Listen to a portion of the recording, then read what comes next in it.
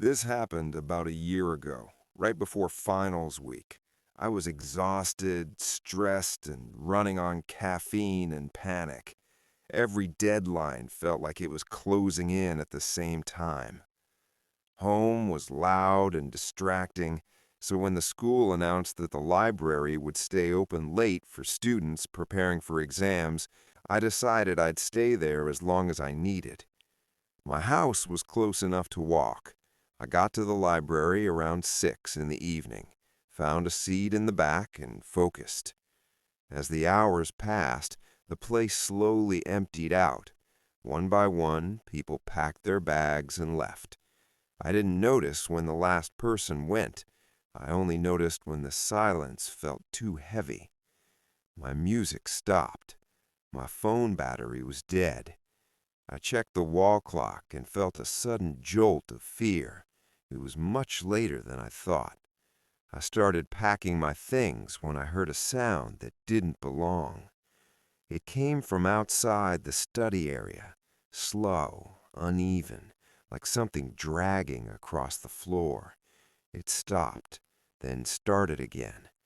Whatever was making the sound moved like it was struggling. I stood there, listening, hoping it would stop. It didn't. I stepped out into the hallway. Outside the library, there's a long corridor that leads straight to the main exit. The lights there are dim, and at night the shadows stretch too far along the walls. The moment I entered the hallway, the dragging sound stopped completely. At the far end, near the exit doors, a woman was standing still. She wasn't facing me. She wasn't moving. She looked like she had been placed there. I slowed down without meaning to.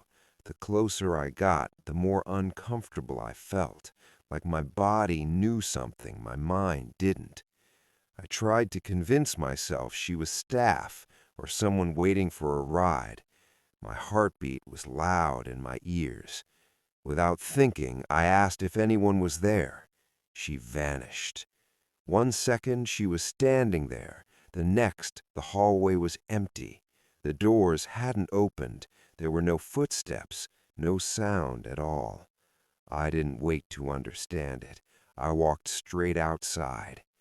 The street was wrong, completely silent. This road is usually busy even late at night. Cars pass through, people walk by. That night, there was nothing. No traffic, no distant noise, not even wind. I started walking home, keeping my head down. I told myself I was tired. I told myself my brain was messing with me, but the feeling didn't go away. It followed me. When I was almost home, I noticed a shadow stretching across the sidewalk in front of me. It was long and thin, reaching farther than it should have. I slowed down. There was no one behind me to cast it. I looked up. A woman was walking just ahead of me. I hadn't seen her a moment earlier. Her steps were uneven. One leg dragged behind the other, scraping lightly against the ground. I slowed down, but she was moving so slowly that the distance between us disappeared. I didn't want to pass her. Something inside me refused. When I was close enough, I could see her clearly. Her clothes were torn and filthy, like they hadn't been cleaned in years. Her arms and legs were bent at unnatural angles. Her hair hung in thick, tangled strands, hiding most of her face. She stopped walking. Without turning around, she spoke. She asked where her daughter was. Her voice sounded wrong, flat and broken, like it didn't belong to a living person. The question hit me so hard that my thoughts stopped. My chest felt tight. I couldn't move.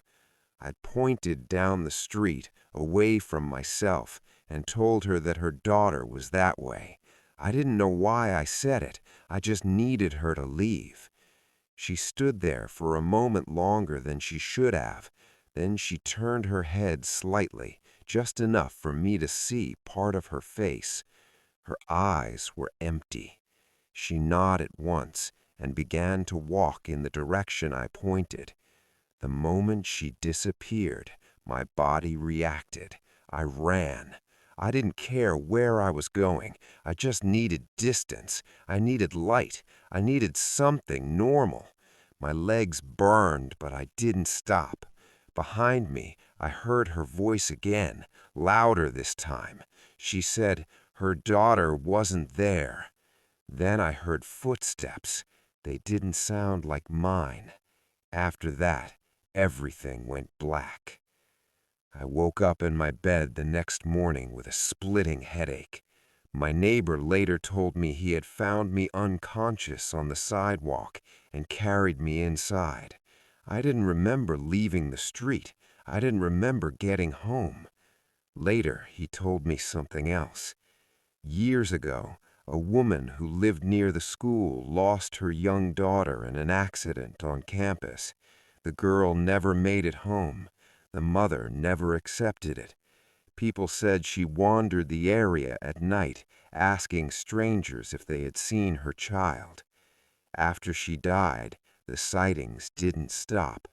Some people say she follows people who walk alone. Some say she walks beside them until they answer her question. Since that night, I don't stay out late anymore. I don't walk home after dark. And if I ever hear footsteps behind me when no one is there, I don't look back.